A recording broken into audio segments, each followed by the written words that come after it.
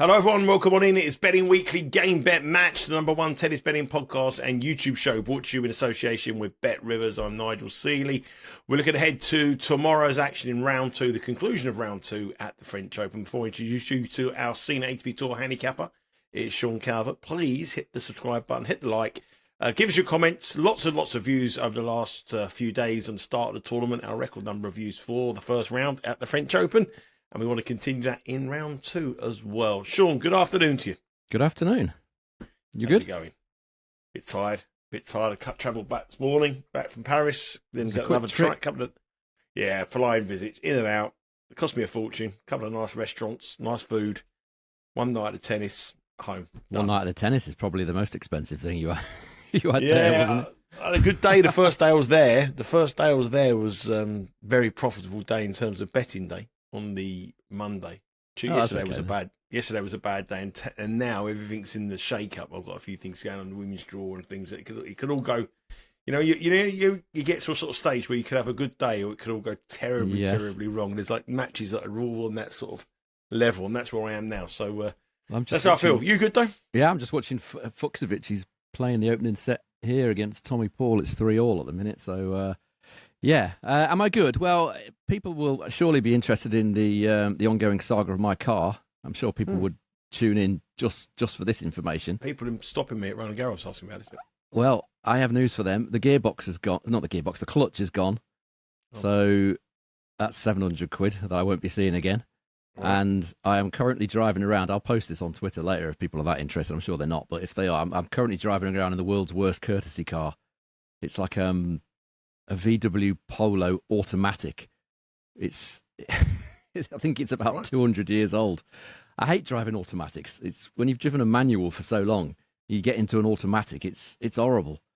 So yeah, I'm in that at the moment for the foreseeable future until I can fit in my my clutch repair. So yeah. The need to get some winners has never been more so to play for the clutch. I suppose so. Yeah. We need some with no pressure initial, but we need. You want the clutch, you want the car done. This is the way to do it. It's getting done whether I get winners or not, isn't it? Well, you might trade in for a new car if you have a good with your game. You might get rid of the old one and bring a new one in. I don't know about that, Nigel. That would be pushing the boat out. I bought a new car. I told you, didn't I? About You're not allowed to drive it though, are you? I've driven it once. I've driven it once for about not even half a mile. That's it. That's the only time I'm allowed to drive it. That the biggest investment of anything I've ever spent, apart from my house, that I haven't driven it. I'm making it. Anyway, let's move on to the tennis action tomorrow over in Paris. Where I left Paris, it was gloomy. It was a dull morning, a bit of rain around. Not very nice at all. But I think it brightens up as we go on today. I think tomorrow's quite a good day on Friday. Very, very nice indeed. Before we go on to the weather conditions and various different things, what the stats saying you? Or anything you've noticed? Any trends we need to get involved in? Well, the stats from the first 64 matches are more or less identical to what I said yesterday. 78% hold, 69.6% first serve points won, which weirdly makes it a little bit quicker, even though it's been slightly damp. But obviously tomorrow, this is the important part, probably more important than the stats, is the fact that it's going to be warmer tomorrow, around about 24, 25 getting up to. And on Friday, I think you've missed the best day. There's going to be 30 degrees on Friday, apparently. Yeah. It's going to be very hot in Europe on Friday because I'm going to Munich and it's going to be a similar kind of temperature for the Champions League final. All Europe Friday looks like a really, really hot day. I think it rained when I went to Munich. 2006 World Cup, I think it was. Was that in Germany? Yeah. If it was, that's when I went to Munich. It's the only time I've been to Munich. But as far as this is concerned, what we're talking about here and now for tomorrow and Friday, the takeout is that it's going to be quicker. It's if the sun's coming out, it's going to be quite a bit quicker, I would say. Underdogs are very difficult to find as usual. It's been a slight improvement over the last sort of 10 or 12 matches. It's up to a heady 23% now. But yeah, still extremely difficult to find underdog winners and some very unusual ones. You wouldn't have fancied Borges, having played an epic 5-hour marathon, finished about midnight, come back and knocked off Casper Ruud in 4 sets. He must have been injured. I saw the scoreline for that. I didn't see the match, but stuff like that you wouldn't really expect. So yeah, it is the toughest challenge. The toughest 2 weeks for me, in my opinion, for tennis betting of the whole year. But you try and find the value where it's there. Yeah, we're going to look for the value. We've got 4 matches for tomorrow, trying to find the value on Thursday. And we're going to start off with an all-Italian affair. Mamma mia. Flavio Cobolli up against Matteo Arnaldi. Cobolli's -155 with Bet Rivers. Arnaldi is +125. Spread is 2.5 here. The total is 38.5. There is about 36 different markets. And we do know the order of play now. This match starts at 7:20. Yep, 7:20. Okay. The order of play is out. 7:20 tomorrow in the morning, Eastern time. So 1:20 in the afternoon, local time. They have played each other many, many times, but 4 times actually, all on clay. So we've got a clay baseline here to go with. And Arnaldi leads 3-1 in the head-to-heads. There's only 10 spots between them in the rankings, and Cobolli's coming here in good form. You know, won Hamburg, beat Cilic, under par Cilic, I must admit. But fatigue must be a problem. You know, if you're going to bet Cobolli at the short price odds, you must be worried that he's going to run on empty at some stage. And Arnaldi, saying that, just come through an epic match against Felix Auger-Aliassime when he was trailing 2-0 and come back to win 3-2 in a long match and epic as well. So fitness levels for both of them might be a concern. I would be far more concerned with Cobolli. You know, he's played 42 sets this clay swing already against 31 for Arnaldi. So if this goes long, you've got to wonder what Cobolli has got left in the tank, because some of those Hamburg matches were brutal. I'm thinking particularly the Echeverry match. First round, he had to go 3 sets as well. He's had a sort of strapping on his upper, I think it's the right thigh, for a while now. I would be more worried about accumulated fatigue. People would say, oh yeah, Arnaldi's played a long match in round 1, but one match, it doesn't really worry me that much. I mean, you've seen Nuno Borges today, finished at gone midnight, had to come back from 2 sets to love down, comes back and knocks off Casper Ruud in 4 sets. You know, these guys are very, very fit. One match wouldn't bother me, but the fact that Cobolli's played so much tennis and he's obviously carrying some sort of at least a strain of some description, that would certainly make me very worried about backing him at -155. I just think it's too short on Cobolli for a number of factors. That's one factor. This price just has the sort of whiff of recency bias about it. If this match had been priced up 10 days ago, you would surely have had Arnaldi as favourite, wouldn't you? I just think that this is... Pick him. I thought it'd be a genuine 50-50 call, this one. Yeah. How did they bet the last time they played? Have you seen that? 1.6 Arnaldi in Umag a couple of years ago. So, I mean, I just think if Cobolli hadn't won Hamburg, then, you know, we say he'd lost in the second round or something, I would have made Arnaldi favourite for this. Certainly wouldn't have him at +125. This is just based on what he's done in Hamburg, which was very, very good, and it profited for us 25-1. Those of you that managed to get on, you know, I'm not disparaging that in any way, but it's a lot of tennis, and he played. You know, he got a little bit lucky that he got a really late start against Cilic. I think it was one of the last matches to play. The other factor that concerns me is he plays his best in slow conditions these days. Bucharest, he won the title, really slow there. Hamburg was extremely slow last week. I think there were only 73% holds in Hamburg last week. Very, very slow, thick, heavy conditions. Now, as I've said earlier, it's going to be quicker tomorrow. The head-to-head, all right, it favours Arnaldi in terms of the results, 3-1, but it's dead level, 100-100 in terms of the service points won and return points won total, so there's nothing to separate them over the head-to-head. I mean, you could probably argue Arnaldi's played the bigger points better. That's why he's won 3 of the 4 matches. But you wouldn't make Cobolli favourite based on that. You wouldn't make him favourite based on records in majors. Arnaldi's another one of them players that raises his game. He's won 5 of his 7 matches here, Arnaldi. Arguably should have won one of the ones that he lost. He was a set up, and I think a decent lead in the second set as well against Tsitsipas.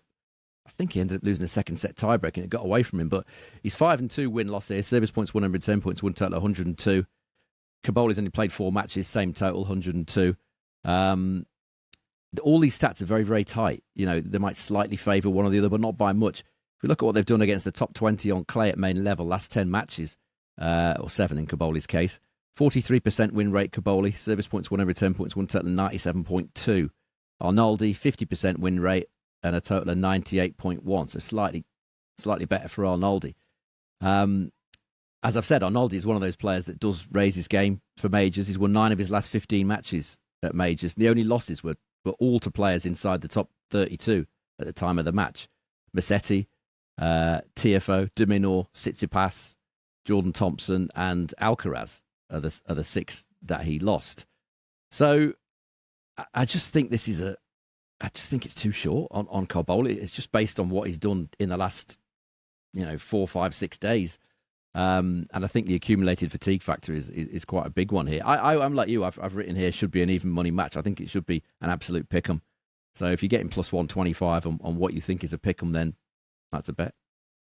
Arnaldi, our first official bet tomorrow with Bet Rivers. They're currently the best price in the land at plus 125. So make sure you get across there early. If you do download the app, you'll be able to watch this match live. All Italian affairs, as I say. And we're going for Arnaldi at plus 125. Our next match is the Battle of the Alexes. We had the Battle of the Italians. Now we've got the Battle of the Alexes. Alex de Minaur against Alexander Bublik. Early start. Might be a worry for Bublik. I didn't know that until now. 5 a.m. start, 10 a.m. first match on court. Alex de Minaur and it's Alexander Bublik is on court number 14. I suspect you've got this on here because you quite fancy Bublik to win it. He's $6 to win it on the money line. De Minaur is minus 910. I thought De Minaur was pretty lucky yesterday. 7.5 was the spread, and the total 32.5. And the overs looks good, the spread looks good, but can a lazy Bublik get out of bed early and get the job done? That's the question. Yeah, the reason I'm slightly distracted at the minute is I'm just looking at Fucsovic. He's serving for the first set, 5-4, 30 love. What could possibly go wrong? 1.03 to win the opening set. Oh dear, oh dear. We were unlucky with Jerry yesterday. Not really had much luck in a lot of these matches this season. I think he had 4 set points, 3 of them on his own serve to win the one set that we needed him to win against de Minaur. And I'm not going to lie, he pretty much choked it. Certainly on the last one. I don't know whether you saw it. Backhand cross court to win the set. Went for the line for whatever reason and missed it. Ended up losing the set, and that's how tight these margins are. Having the reason I put this down is because the conditions are quicker, and it feels like a match that Bublik will probably be competitive in, or for at least a set. I can see him certainly winning a set here in these conditions. Have you got the order of play in terms of what court this is on as a matter of interest? On court number 14. First match on court 14. That's what you want. You don't want it to be on a show court. You want it to be one of these smaller courts. They tend to be quick. I mean, you've been there. I've not been. Couldn't get on the court, mate. I've never seen. Queuing up for literally a set to get onto court, and then by the time I was queuing up, it was over. It was ridiculous. Yeah, that's like Wimbledon. It's some of these outside courts, particularly Wimbledon. They've only got like 30, 40 seats, and once someone's got that seat, they're not moving. No. So it's tricky. Yeah, Fucsovic has won the opening set there, so that's a nice winner for us. Plus 310. And also, I gave Fucsovic plus 6.5 on the Betting Weekly Studios newsletter this week as my bet of the day. So there you go. We're both correct on that one. So that's pleasing, isn't it? When one of them goes as you had planned. The fast start of Fucsovic in majors again. So this is just about conditions being quicker. On as you've just confirmed, it's on one of the smaller courts. They're harder to defend on. Much less room behind the baseline. That I like. The 10 a.m. start, I'm not so keen on. But Bublik's taken de Minaur over 10.5 games in set one. Both times they've met in a completed match, and both were in slow conditions. Indian Wells and Barcelona, 2 very, very slow conditions. And they went to, I think, 7-5 in one and 7-6 in the other one. Bublik he's a player you've got to get him when he's motivated, and he's playing well at the minute on the clay. He's already beaten Rublev on the clay. He's beaten Popyrin on the clay. Took a set off Casper Ruud. He's won the Turin Challenger. All right, there was a slight bit of altitude there. But if you look at his last 10 matches on clay, service points won and return points won a total of 105 and 77% first serve points won. Okay, some of them were at Challenger level, but the point is he's playing well on the clay at the minute. You feel like he's got to start well. I mean, if he loses the opening set, what puts me off the overs over the totals? I could see if he loses the first set 7-5, 7-6, I could see him jacking it in. He might only win about another 2 or 3 games in the match. That's what would put me off there. You know what Bublik's like. If he goes a set and a breakdown, it could be curtains. So, but I think the price that Bet Rivers have put up here, over 10.5 games, plus 290 in the opening set. I don't know whether that's still there, but that's what it was earlier. I just feel like Bublik in the conditions, in a tight court, generally quicker the outside courts on a warm day. I think that price is quite decent. That price is still there, plus 290, along as a load of different markets, 36 different markets available on Alex de Minaur, Alexandra Bublik match, and we're going for the over in set number 1. Is that an official play as well? What, Bublik? Yeah. A bit circumspect, I think, on Bublik. You never know. 10 a.m. is a little bit off-putting, isn't it? I think it's a decent price. I don't think the French Open is a tournament where you want to be chancing your arm too often, but yeah, it's just a lean for me on that one, but I think it's a decent odds if you want to play that. And lean for you, and obviously if you do have a bet on those matches, you'll be able to live stream the match, and that's first match on courts at 5 a.m. Eastern Time. Our penultimate match we're going to discuss is the man who knocked out our tournament pick, Francisco Cerúndolo. Gabriel Diallo, the Canadian, he's up against Tallon Griekspoor, the big serving Dutchman, minus 175 for Griekspoor, plus 138 for Diallo. I can imagine the faster conditions will be suiting Griekspoor in this match. Spread is 2.5, total very, very high, 40.5, a very, very high total. Diallo played well against Cerúndolo. Admittedly, Cerúndolo didn't have his best day, but he won very convincing 3 sets of love, held his nerve. Griekspoor had a good win over Giron as well, a capable clay quarter. And Diallo's had a good run. Quarterfinals in Madrid, got beat. I know he got beat in the first round by Rome, but you can forgive him that. Again, the quarterfinals Madrid beat Dimitrov, beat Norrie. Some good wins for Diallo. Underdog here, very hard sometimes for people to back up big wins. Diallo's had that big win against Cerúndolo, one of his biggest wins, probably if not his biggest win at a major, and now he's got to play Tallon Griekspoor. This match, if you're interested, is third match on court number 9. So after a big win for Diallo, he would like to have a show court, but it isn't going to be that case. He's on court number 9, back to reality, up against the big serving Dutchman. Well, I'm glad it is on one of the smaller courts. That's kind of what I hoped this match would be played on. Again, quicker conditions, a tighter court, smaller court, harder to defend on, as Francisco Cerúndolo will probably tell you. Well, he definitely will tell you that it's difficult to defend in those conditions. Not much room to work with. We bet Diallo, didn't we? Not Diallo. We bet Giron to beat Diallo in Rome, and that was the match I was watching for full 3 sets while the new Pope was being announced outside in Rome. I think it was just me and about 3 other people watching Diallo against Giron while all that was going on. So yeah, I didn't particularly fancy him to beat Cerúndolo in slower conditions, but I don't think many people did fancy him to do that. But he's done it, and if you look at what he's done this clay swing, this is highly likely to be a serve dominated encounter. Again, it's the same thing, quicker conditions. Diallo 67% win rate so far at main level. Service points won and return points won total 103.2. A lot of those were in Madrid, yes, but the one big one was against Cerúndolo here. Griekspoor, very, very similar stats, 62% win rate and a service points won and return points won total of 103.5. So just a tiny, tiny lead for Griekspoor there. But holds of serve high, as you would expect with these two. Both very big servers. Diallo, 85% holds of serve. Griekspoor, 88% holds of serve. They both like to come to the net. They will be able to play that kind of hard court game, if you want to call it that, in these conditions that they're likely to face on Thursday. Warm, at smaller court, quicker. And when Griekspoor has gone up against big servers, the guys that I have listed as big servers in my database, he's tended to play a lot of overs, a lot of set 1 overs. He's gone over 10.5 games in set 1, 58% of the time when facing big servers on all surfaces. I know this is clay, but as I said, it's going to be a little bit quicker tomorrow. 58% equals odds of about 1.72 if you want to do it like that. The price is plus 180 with Bet Rivers that this goes over 10.5 in set 1. Griekspoor's had another slightly peculiar season. He's split with 2 coaches now this season. He split with his coach of a while at the end of last season, Vliegen. Then he hooked up with Dennis Sporrel for a bit. And then he brought Xavier Melisse on board. Got rid of Melisse after about a few weeks. Now he's got rid of Sporrel as well. So I believe he's coachless at the minute, Griekspoor. So I'm not entirely sure what's going on with him. I just think this is going to be a match that features few breaks of serve, dominated on serve. So yeah, it's a similar feeling to the Bublik one, really. It's a set 1 overs suggestion here. Set 1 overs again is the suggestion in The match there between Griekspoor and Diallo, very high line. The total game's at 40.5. So looking for an angle to get with games and set one over looks the most obvious one. Now, the next matchup sees a Frenchman up against a Brit. There's 2 French v Brits matches tomorrow. The night game, Monfils v Jack Draper, will be an absolutely belter of a match on Philippe Chasteret. But this match here shows up.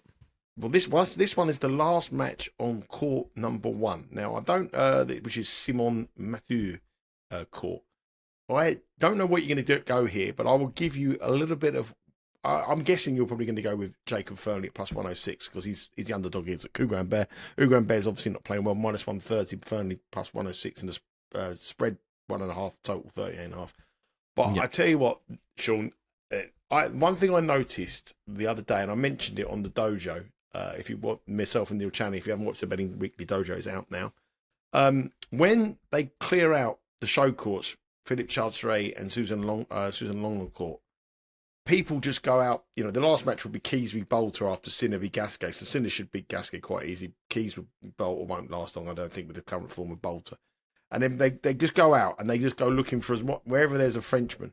And this is the last game on court. And I went to there was so much noise on all the other night on this French court. And this French girl lost the first set 6-love. And she ended up winning the match when everybody cleared out and went in. And the girl froze. So I got a feeling you might go for Jacob Fearnley here, but I do worry that this is the last match out at clearing out time in Paris. So Hugo Humbert is minus 130. Jacob Fearnley's had a good tournament. He's had a good year on clay as well. He's playing some great tennis. He's probably playing the best. Well, he is playing the best tennis of his career, up to a high of 55 in the world.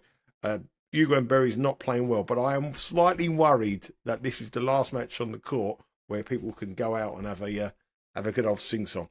Luckily enough, though, this is a show court, so you might need a ticket to get on this one rather than one of the outside courts. Yeah, I mean, I'm not sure what the ticketing arrangements are at the French Open. It's never entered my head to get a ticket for the French Open. I can't think of many things worse to be. Well, I can. Not tennis related.